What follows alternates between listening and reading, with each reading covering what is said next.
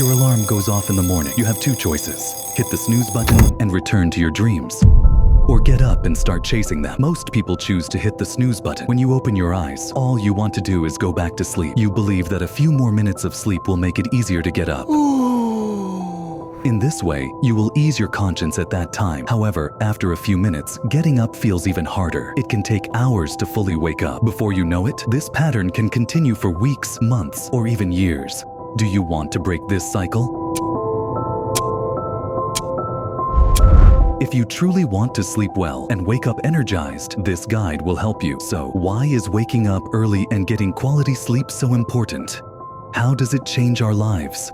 Waking up early is a common habit among many successful people. What sets you apart from others is how you utilize your time to boost productivity. Everyone has the same 24 hours. It's how you use them that makes the difference. In the early hours, while most people are still asleep, your mind is clear, making it easier to focus on challenging tasks. There are fewer distractions during this time. Your children or anyone else in your household are likely still asleep. You'll find that many world-renowned successful individuals, from Apple CEO Tim Cook to Twitter founder Jack Dorsey, wake up early. It's safe to say that it's no coincidence that highly successful people wake up early. Research shows there's a link between waking up early and success. A study in the Harvard Business Review found that those who perform best in the early hours are better positioned for career success. The study also found that early risers are generally more proactive and more likely to anticipate and effectively deal with problems. However, depriving yourself of sleep just to wake up early isn't the answer. In the long run, sleep deprivation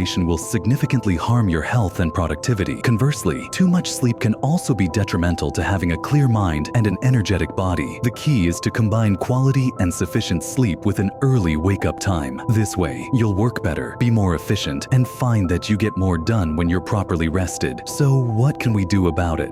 Let's dive a little deeper. When we sleep, we experience 5 different stages of sleep. These are stages of light sleep and deep sleep. Each has its own characteristics. Stages 1 and 2 are light sleep stages. During these 2 stages, our body temperature and blood pressure drop, gradually leading us to sleep. Stage 1 is the transition phase into sleep and constitutes only 5% of our total sleep time. During this time, we can wake up easily. Stage 2 accounts for 55% of our sleep time. This is when our brain activity slows down, making it increasingly difficult to wake up. Stages 3 and 4 are considered the deep sleep stages. Brain activity reaches its lowest point and physical renewal is at its highest. These stages are very important as this is when rest and recovery occur. And finally, stage 5. The last stage is known as the REM, rapid eye movement stage. During this stage, our eyes move, we dream, and our brain activity is at its peak. Once these 5 stages are completed, a new sleep cycle begins. Each cycle lasts about 90 minutes. Meaning we repeat these cycles continuously throughout our sleep duration. So, 4 sleep cycles lead to 6 hours of sleep, while 6 cycles correspond to 9 hours of sleep. Alright, but why is this so crucial? Understanding sleep cycles is important because the time you wake up significantly impacts your energy levels. Waking up in the middle of a deep sleep stage can leave you feeling groggy, while waking up during a light sleep stage leads to an energetic morning. So, how can you manage this? Given that each sleep cycle lasts 90 minutes, you can set your alarm accordingly. Instead of waking up in the middle of this cycle, set your alarm for when a cycle has fully ended. If you go to bed at 11:00 p.m., it's wiser to set your alarm for 6:30 a.m. rather than 6:00 a.m. If this calculation confuses you, you can check websites like startsleeping.org or sleepcalculator.com, which can tell you what time you need to be in bed based on when you want to wake up. Some mobile apps also analyze your sleep patterns and gently wake you up during your lightest sleep stage. From my experience of getting only 6 hours of sleep for a long time, I've found that 5 sleep cycles, or 7.5 hours of sleep, is ideal. The time you go to bed is very important. A study in 2021 conducted on 88,000 people in the UK found that going to bed at 10 p.m. is the ideal time. Sleeping during this period will increase your sleep quality and help you feel more energetic in the morning. This is partly because we are a part of nature and we're designed to sleep when it gets dark.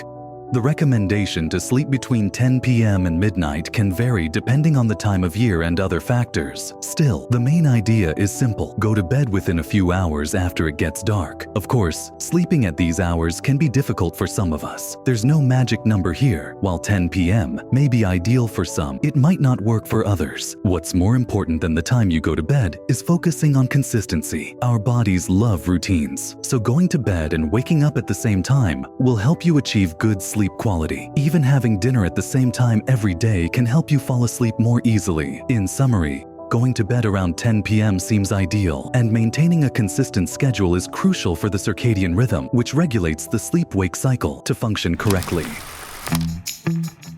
The artificial blue light emitted from our screens. It negatively impacts our sleep patterns because it harms the production of melatonin, a hormone that helps us fall asleep easily and sleep well. When exposed to blue light, our bodies have difficulty distinguishing between night and day. This light makes us think it's daytime after dark. As a result, it becomes harder to fall asleep after looking at our screens late at night. Engaging with our devices late at night keeps our brains alert and harms our sleep quality. And while watching your favorite movie or sending a few texts may not seem significant for your sleep quality, it actually is quite important. Browsing the internet keeps your brain active, whereas after a busy day, what you need most is to disconnect and relax. Disconnecting from our technology to reconnect with ourselves is absolutely essential for wisdom.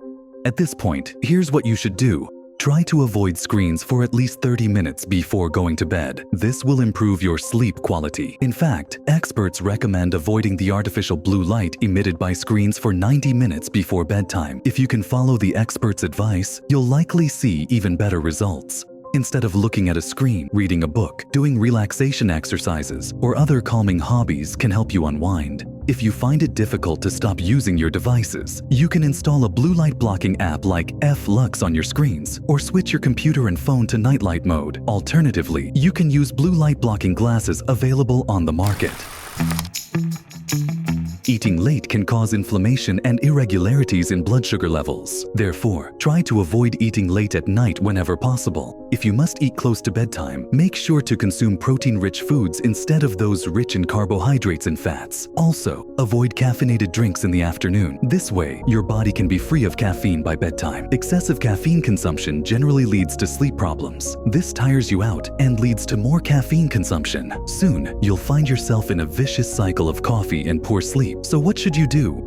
Instead of consuming late-night snacks, drink herbal teas that aid in sleep. For instance, chamomile tea is known for its antidepressant properties, and lavender tea reduces stress and anxiety. In addition, if you get hungry and want to eat something close to bedtime, keep high-protein snacks at home. Depending on your body and the amount consumed, caffeine typically has a half-life of 5 to 8 hours. This means that half of the substance will be eliminated from your body in that time frame. Therefore, you should stop drinking coffee by noon or early afternoon to ensure your body is free of caffeine by bedtime.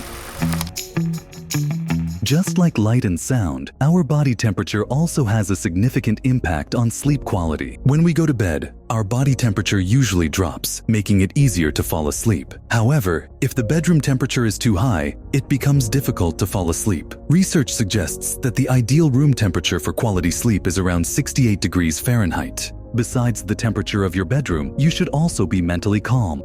This means you need to let go of all negativity and tension in your mind and body. We all experience negative events throughout the day. Even if you're constantly optimistic, you'll encounter annoying people, and it can be difficult to control your emotions throughout the day. Ultimately, try to leave all the negativity you faced during the day behind before going to bed. So what should you do? Keep your bedroom cool. Also, don't wear thick clothes to sleep. Instead, let your skin breathe. Additionally, engage in activities that help you relax mentally before bed. If you want to take it a step further, you can write down all your anger on a piece of paper and burn it.